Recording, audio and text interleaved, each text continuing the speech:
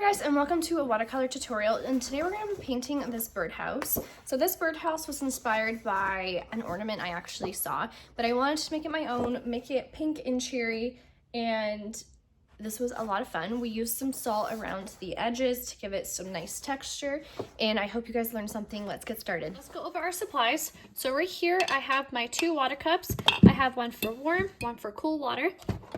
I have here my dryer. I got this on Amazon, and I'm able to dry my layers very quickly. I have my tapping cloth where I tap excess water on here handy. I also have my Winsor Newton watercolor palette. You'll see all of these colors that I use inside your ebook that's emailed to you. These are the brushes that I use all the time. I love this particular brush because the bristles are very soft and I can get a very nice pointed tip so I can get lots of detail. So the size I use a lot is size 8, 12, and 4, and this is a silver black velvet brush. I use these 2 oval brushes a lot, especially this one right here for when I'm covering large areas like landscapes like the skies and stuff. It's really good for just putting down my first water.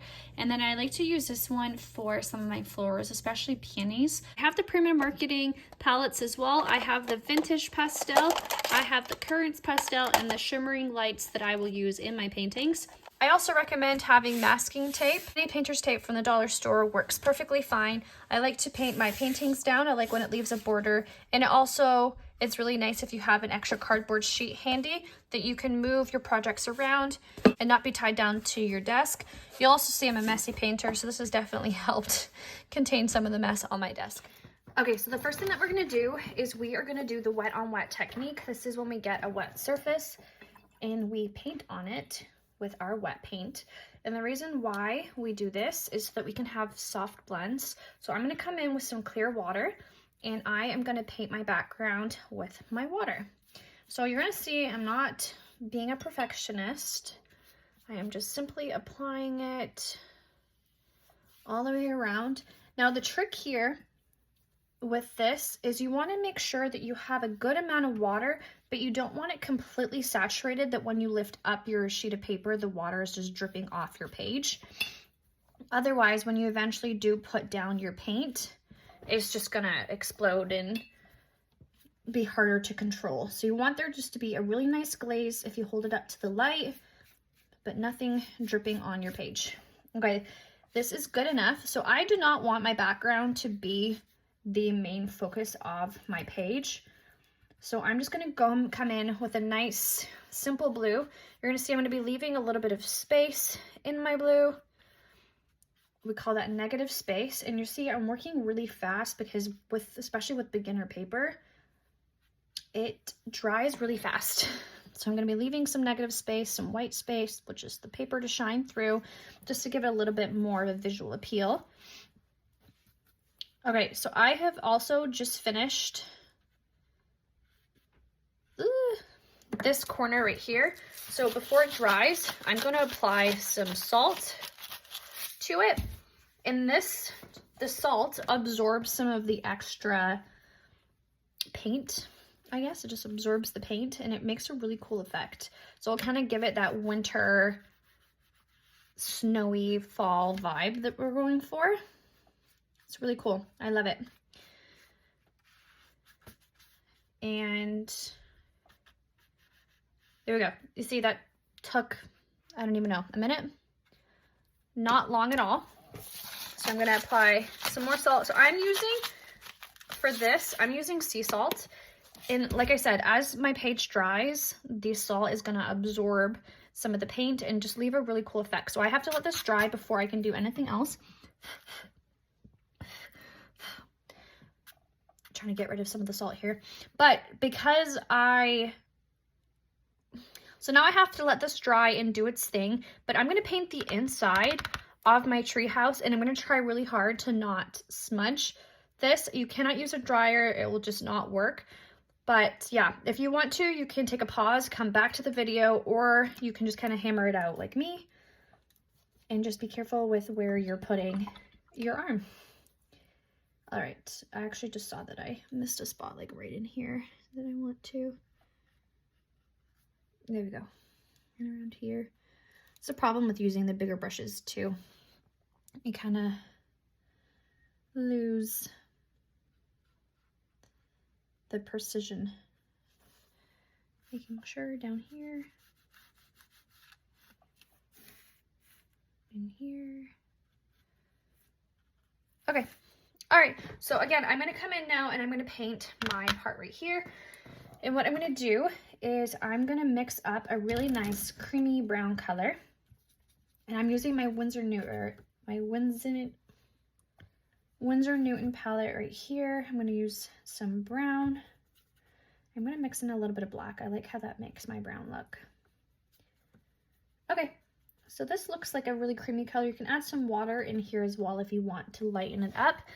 And because I am painting a larger surface, like right here, that's pretty big, I'm gonna apply water first. So just like the background, I wanted there to be soft blends.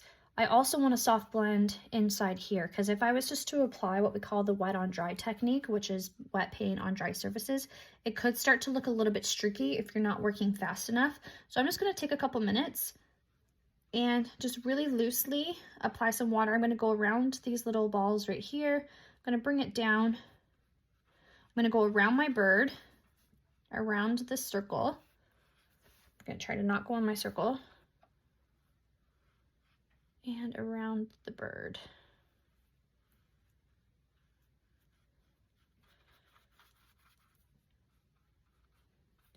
Or maybe I won't do brown. Maybe I'll do, oh, I don't know, oh my gosh. Okay, I think I'm not gonna do a brown. I think I'm gonna do a nice, I'm gonna do pink. Okay, I went for it. We're gonna do a pink birdhouse. Okay, so yeah, this is the wet on wet technique. Right here we have wet birdhouse, and I'm using my other wet paint. And now I will have soft blends, and it just buys me extra time as well to get to like the bottom part without having some streaks. And if you work pretty slow and you're starting to see that the bottom part, if you're starting at the top, dries, all you have to do is get a damp brush, and you can kind of just scrub wherever you have a harsh line if you're not moving fast enough. But yeah, I want this to be really creamy. I don't want it to be very vibrant because I'm going to put a lot more detail into the other parts of my house. So I do not want to go crazy here.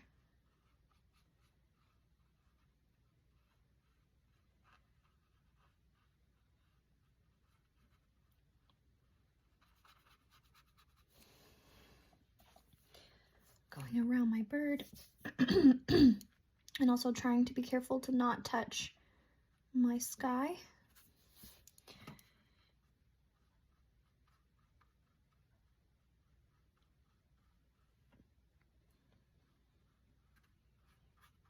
Okay, cool.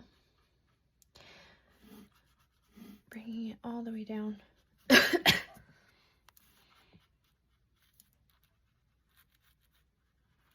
Just like that. Okay. And since this part up here is still wet, I'm going to come in with a darker pink color, and I'm just going to touch it so we have a natural bleed and blend and shadow right up here. And then even under, right under here. I'm going to come on this side and do it. Okay, so this side, this is exactly what I was just talking about. Do you see how I have a harsher line right here than I do over here? I must not have the same amount of water, so this side's already dry. So I just came in with a damp brush and I literally just touched the edge of that line and even under here. And do you see how it just helps blend it out? Just a damp brush. And you know what, I even want to put a little bit of shadow like around right here too, and right here. I want to bring it down. I'm just going to blend this out just a little bit. Okay, cool. So I have to let this dry before I touch anything else, because just like right here, if I was to paint right here, it would all just bleed and blend. So I am actually going to take some time now and grab my dryer, and I am going to ever so carefully dry my bird's house and not the sky.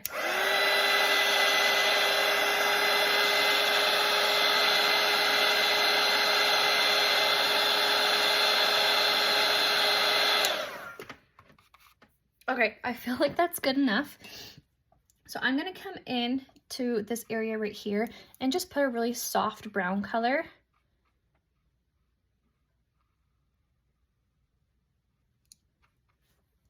I do not want this to be my main focus at all, so that's why I'm going with a very muted color.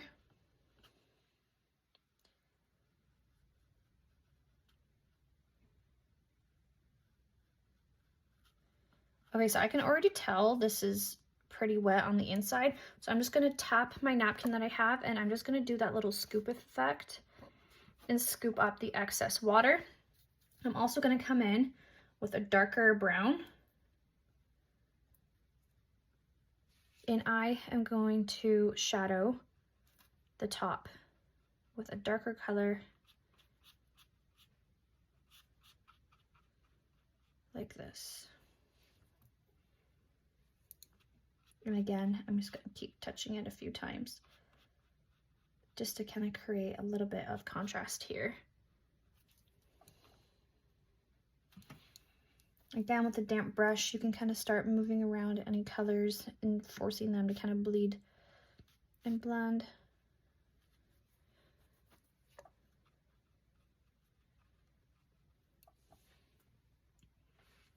Touch different points. Okay, so when that dries, that will give us a really cool effect, and you can even see over here where the salt is starting to kind of absorb the colors. Even over here, it's making a really cool effect. Perfect, it's working. Okay, so we're gonna come in and do this part along right here. So what we're gonna do is I'm gonna come in with a more vibrant pink, and I'm gonna work one section at a time because I also want to shadow right underneath where the snow is on top, so that we can just give this an extra little bit of depth. So I'm doing right now the wet on dry technique. Oops.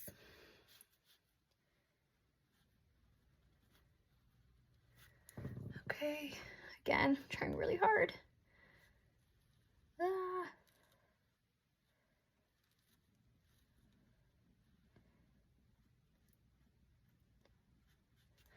Okay.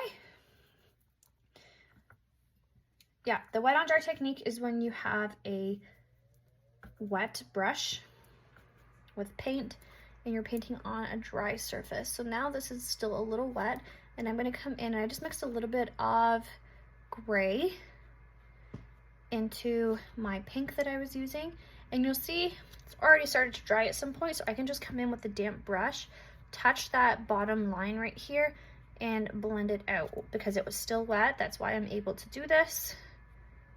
And now I have a little bit of a shadow. Again, you can come in, I'm sorry, I mixed not with gray, indigo. That's why it's giving me like a little purple contrast. So again, if you want there to be even more contrast, you could just touch the very top with a more pigmented indigo, and this will give you a really nice shadow. So now you should have 3 different colors, and that'll look really good once we finish the roof. Okay, now we're going to repeat on the other side. So I'm grabbing my pink,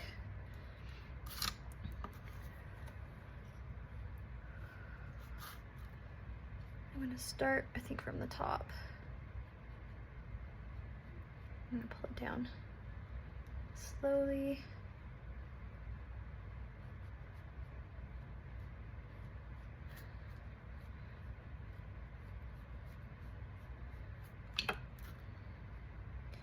So with the background, if you don't have sea salt, you can really use any type of salt. I really like using table salt. I think table salt has a really cool effect to it. Kosher salt also is really good, but I just grabbed sea salt because it was honestly the closest thing in my pantry. Okay, I'm grabbing that, bringing it about halfway down. I'm gonna tap it with a damp brush now to kind of blend it out a little bit more. Tap, tap, tap.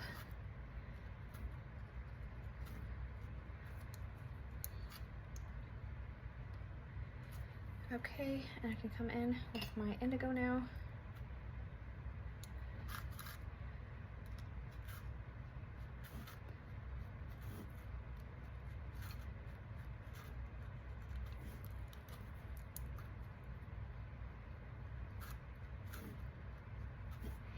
Okay, perfect. And we're gonna let that dry.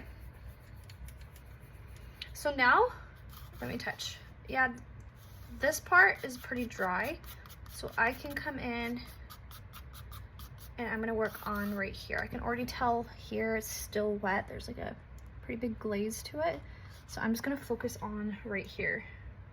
Okay, so I'm gonna come in.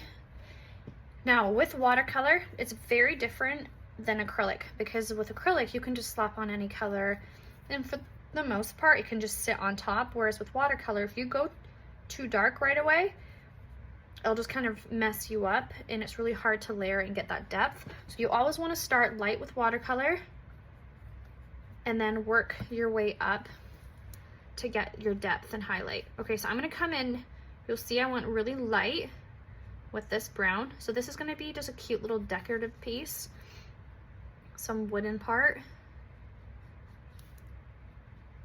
It's gonna be a little branch at the side for this tree house, or sorry, this birdhouse.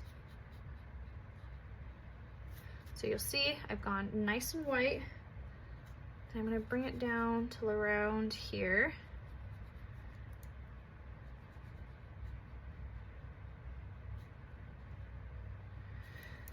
I'm gonna come in with some darkness. I'm gonna touch around different spots.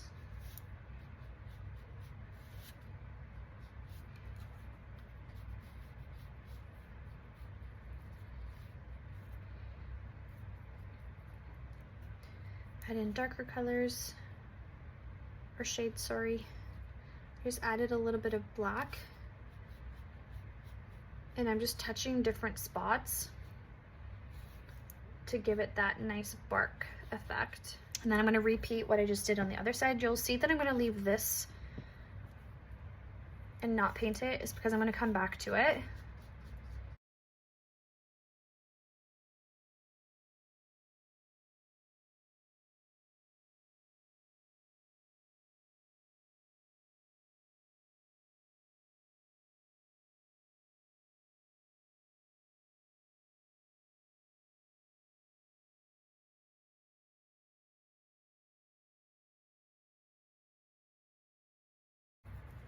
I'm just mixed up my darker brown color. I'm gonna come in and touch around different spots.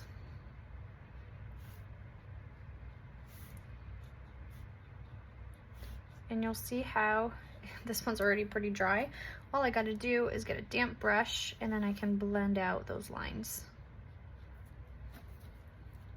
In order to get depth and dimension, you wanna make sure you're leaving your first layer that you put down like to show, otherwise you're just gonna make it that much darker. So you'll see that I haven't completely covered, like right here is my first layer, right in here is my first layer.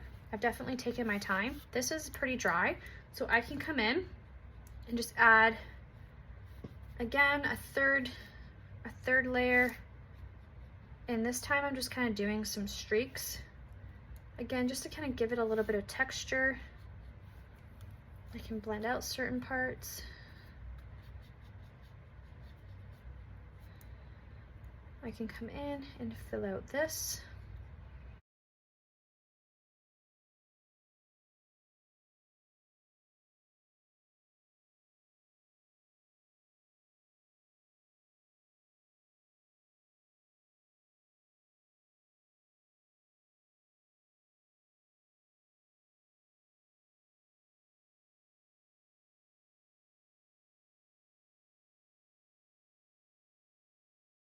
Okay, so you'll see again, I'm just doing that same technique that I just did. So I'm just touching different spots and then I'm letting it sit and dry, but I'm touching the edge with some dampness. That way I have not crazy harsh lines everywhere. But it's all about making sure that you're letting certain layers shine through and not completely cover the layers that you have already put down. Because again, if you do that, you're just going to end up with darkness versus see all these different shades of brown. So you can come in and you can do this honestly, however many times you like. I'm just going to keep kind of fiddling around until I'm pretty happy with it. And I have a feeling that after this part right here, I'm going to be feeling pretty good about it. And what you can also do as well, sometimes I do this, if I feel like, oh, I kind of like it, but I'm not sure, I will just come back to it at the very end and make my decision once everything's complete. So this would be technically the middle zone when you're about halfway-ish done and it's like, oh, I don't know if everything's going to tie together. Just keep going and wait till the end before you either one, give up on it, or two, feel like, you know, you want to put more love and depth to it. So right now I'm feeling pretty good about these two. So I'm going to come back to that at the end if I want to add a little bit more depth to it. So moving on to our roof, I want it to be, I feel like, I'm trying to decide. I want to give the illusion that it has a wooded, yeah. Okay, we're going to play around with our negative, our white space. So we're going to do a blotting technique where I'm coming in with the very tip of my brush and I'm literally just blotting. And this is going to give the effect at the end that there is some snow on top of the roof, but it's not 100% just snow. So I'm coming in with my brown. I'm going to mix it up a little bit darker. Oh, that's too black. I want more brown. There we go. You can just touch around again with different shades of brown, just blotting around. So with white and with snow, it can be very hard because we don't, like I said in this another, so we don't necessarily paint with white with watercolor. We will play with its shadows. So for snow, we kind of mix up and focus on blues because snow reflects the sky. We sometimes put in some purples. So we just kind of play around with the illusion that there's snow on top. So this is supposed to be the roof.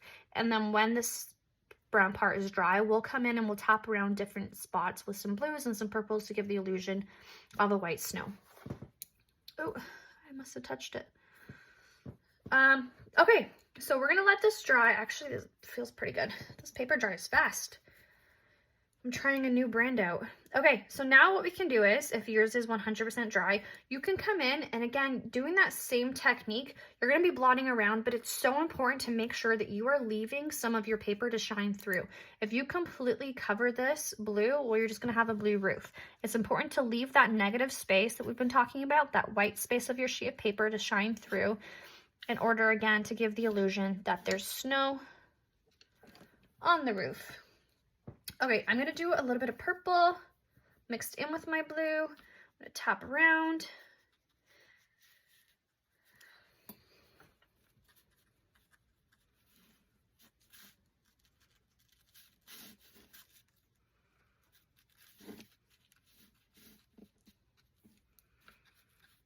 And because my my grays, and because my brown part is already dry, I'm just kind of painting over top of it. Okay, I'm going to mix in a little bit of gray into my purple and blue mix that I have. And I'm going to use this color now to kind of go under it all and touch around different spots, leaving my white space. And especially focusing not necessarily on the top, but underneath.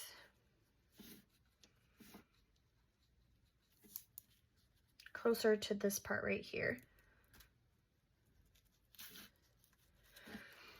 Okay, I again, it's the middle part of your painting. You can come back to it at the end if you feel like you want to fix some stuff. So the next thing that we're going to want to do is we're going to mix up some of our greens. So I'm going to mix up some sap green with some hooker's green, and I like to add in a little bit of cadmium red. And this will give us a very nice army color. I like more hooker's green in this, especially because we are going to be doing a pine. So with pines, it's honestly just flicks. So I'm going to come in and I'm just going to start doing flicks. And I did not sketch this part out. You guys are going to be left to freehand. So I'm going to come in and flick over top. Okay, so do you see how now I've gone over my brown, but you can still see my green, but it's obviously darker here than it is right here. That is why they say watercolor is one of your hardest mediums to master, because once you put a color down, it's really hard to kind of paint over top of it. But don't worry about that. We'll come in and give it another layer as well. And it's fine if it's just a little bit darker.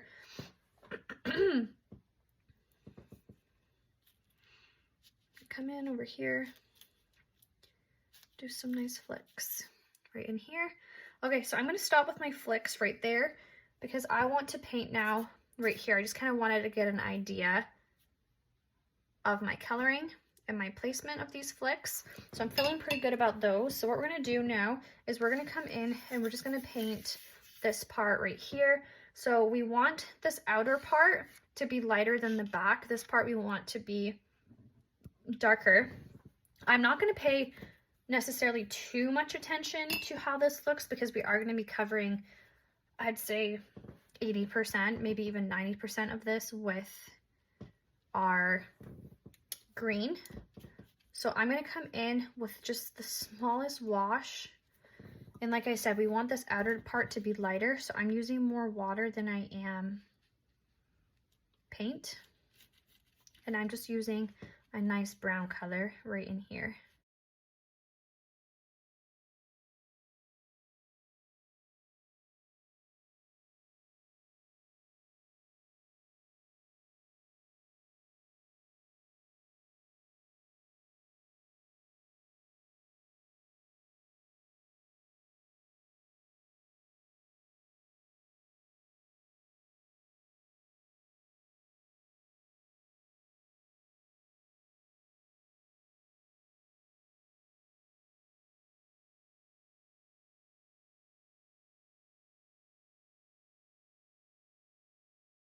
And I'm going to use that green that I already have mixed. And I'm going to do my flicks. My pine flicks. They're going to be pretty big.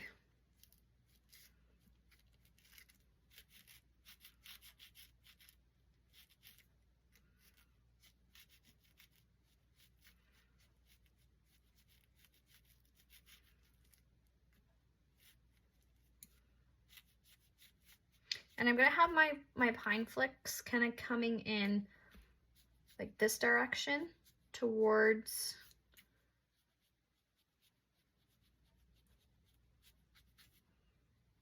my little balls that I have right here and kind of coming from, this is my pine cone. These ones I want larger.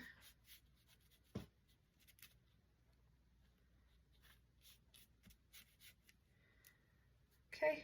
And then on the other side, again, I want these pine cones, or sorry, the pines kind of coming from the pine cones. And I'm just doing flicks coming from my center, coming outwards. I can even let this one dry before I try to do more over here. And then what you're going to do, remember we talked about starting with your lighter colors first. Now you can start mixing more pigment and having it be darker so it kind of just sits on top. So mixing up again, a little bit of cadmium red, a little bit of sap green, hooker's green, and you can even add a little bit of black. I love how black looks. And then you can come in towards your centers and just start adding up that depth. Again, making sure when you're doing this, you are allowing a moment for your under to shine through, you are not completely covering your first layers.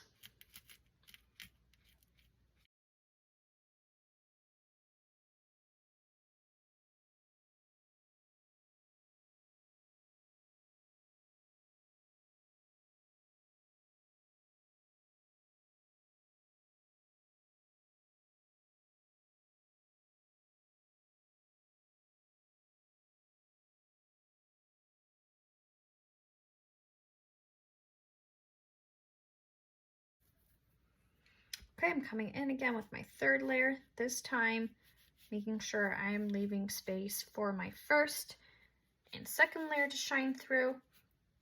And you can keep doing this until you're pretty happy with how it all looks.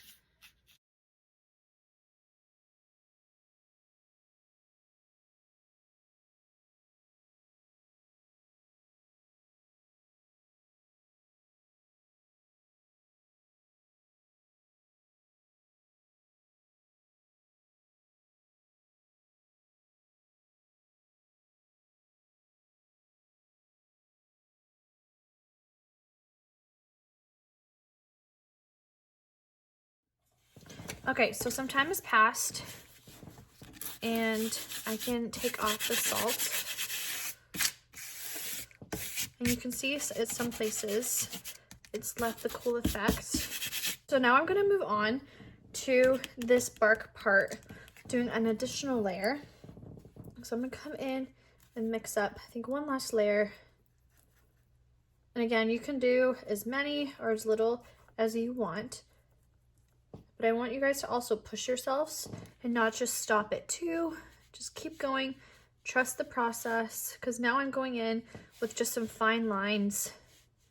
And do you see the difference just a couple lines can make? It can really just turn your piece from looking kind of basic to a little bit more like you know what you're doing.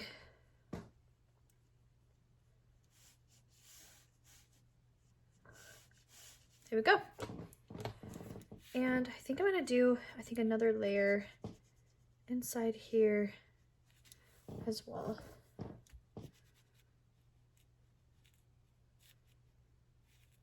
Okay, cool.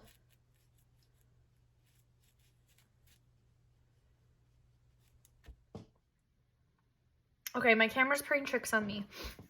I just did these 2 berries right here, so now I'm moving on to over here. So what I did was I applied some of my color, and my goal here is to make sure I'm leaving my centers completely open, just like that. And I just have a damp brush with nothing on it, blending out any harsh lines. For this one, I applied my gray / bluish color over top, and then with a damp brush, just drug out the color and then tapped right here while it was still wet with a darker grayish blue color. And I want this to be just a hair lighter, at least at some spots, than this one, so it stands out. Again, just blending it out, making sure I'm leaving my center, because I want it to look like it's curved. I'm going to repeat what I just did on the other side.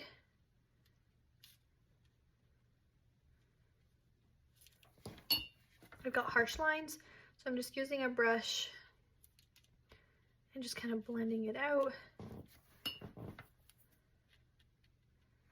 I can even add a little bit of like a cream color in the inside too, so it's reflecting some of that. Okay, cool. There's my berries. So the next thing I want to work on is my little pine cones and my bird. So I'm going to keep this pretty simple, and I want it to be a really cute red little bird. So I'm going to come around, and around its beak I'm going to apply a soft red color, and you'll see here I'm going to be leaving some negative space. I'm not completely covering it. I'm going to come around this area with some red, and on its little chest, kind of bringing it down some areas.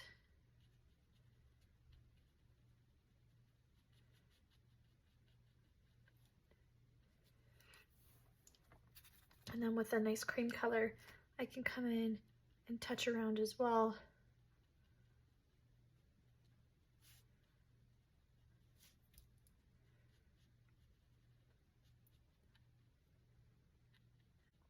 Just doing some flicks with the very tip of my brush.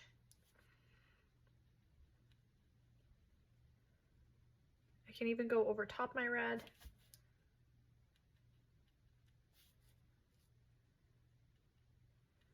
Around its eye, I'm going to add this nice cream color as well. Now this might feel awkward at first, but just keep in mind this is our first layer, and the more layers we do, the better it's going to look. So don't worry if yours is not looking great. I'm looking at mine and I'm like, okay, just going to trust the process. Okay, so now I can go in with a more vibrant red.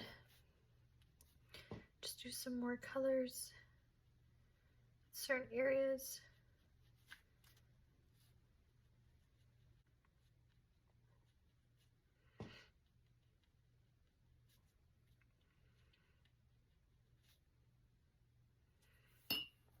I'm gonna come in with a grayish color now, and I'm gonna come in and just do my little beak.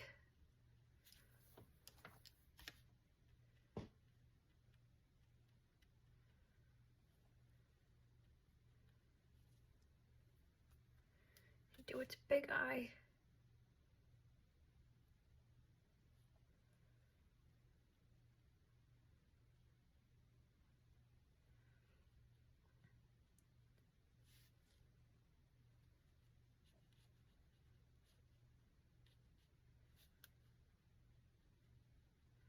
Coming in with a darker color as well, just adding some different depth to this.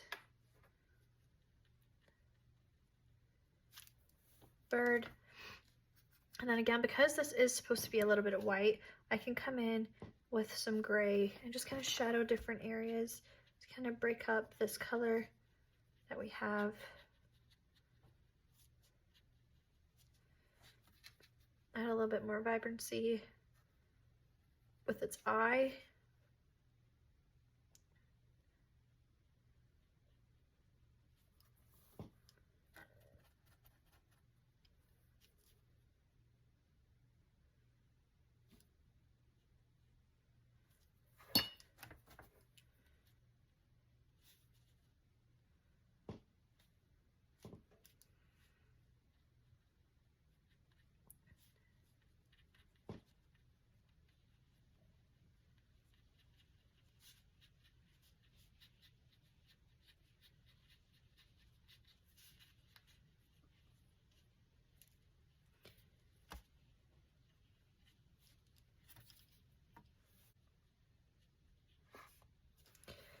Add a little bit of yellow, I think, just kind of break up some spots.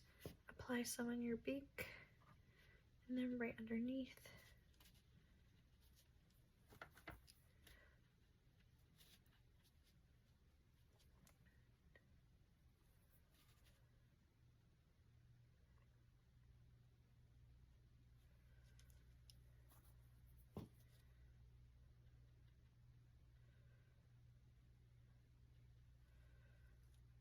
Okay, so now for the pine cone, I'm going to come in and apply some brown colors. I'm just going to mix them up real quick.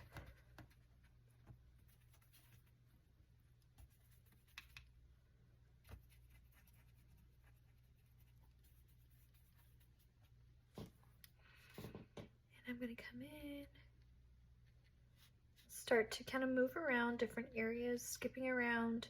I'm going to maybe just leave some negative space in some areas.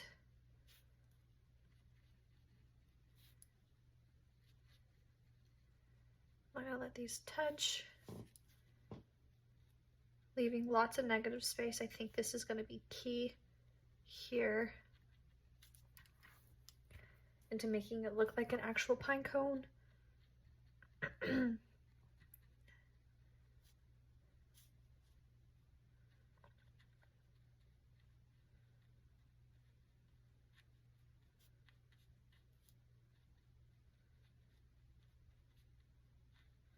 Okay, so you see how now I've left some really nice negative space to make it look like a pine cone. When this is dry, I can go in with a little bit more layers to make it stand out. And I'll do the same with the other side. So when I put down my first brown, making sure I'm coming in and just leaving some gaps and spaces.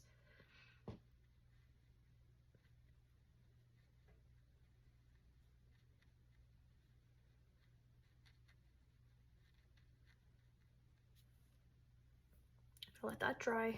I'm gonna come into my bird and just add a little bit more depth to it now that it's getting drier.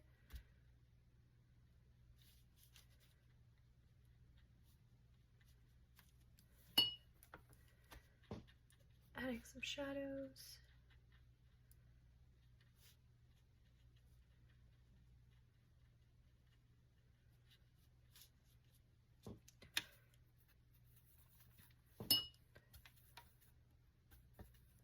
Okay, and then for my pine cone, I can come in, it's gonna shadow a little bit in some areas just to kind of make it stand out.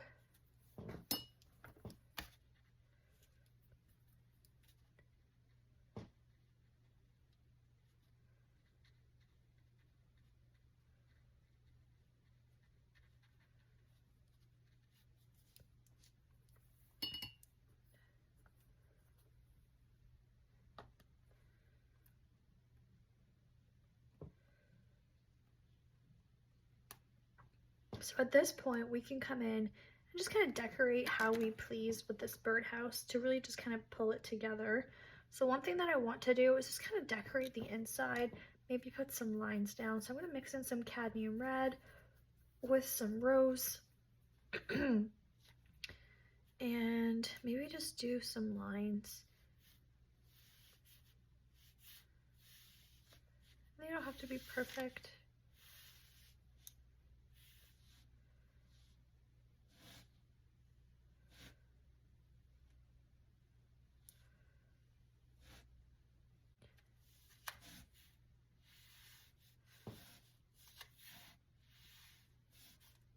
Ah, I just brought that into my bird. Oops, I have to fix that.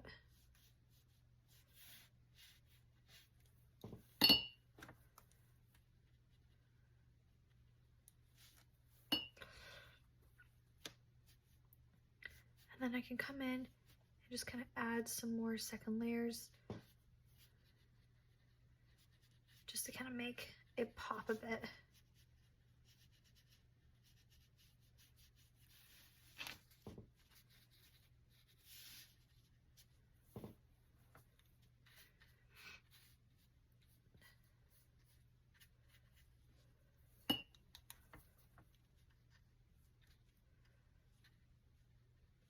If you so want, you can definitely add another layer, or you can leave it how it is.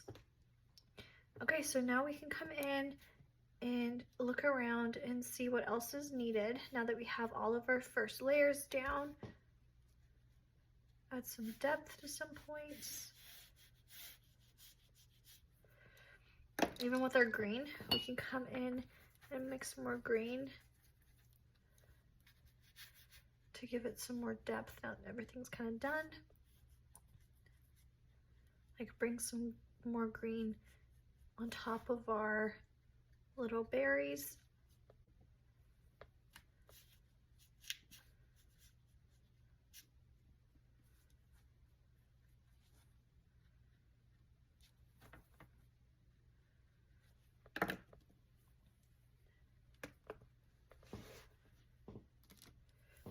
And then even the inside of the bird, we can add more depth to our nice bird.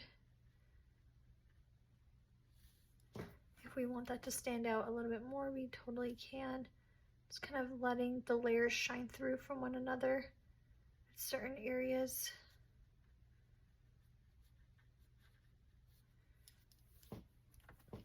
Just doing little lines and flicks over and over again on top of it. Okay, so this is totally your creative part. Make this how you'd like. You can add some decorations to the top, put more love into the sky if you'd like. You can even add a little pole here so it doesn't look like your birdhouse is kind of floating in the nothingness. Yeah, you can have fun with this, make it your own, and happy painting, friends.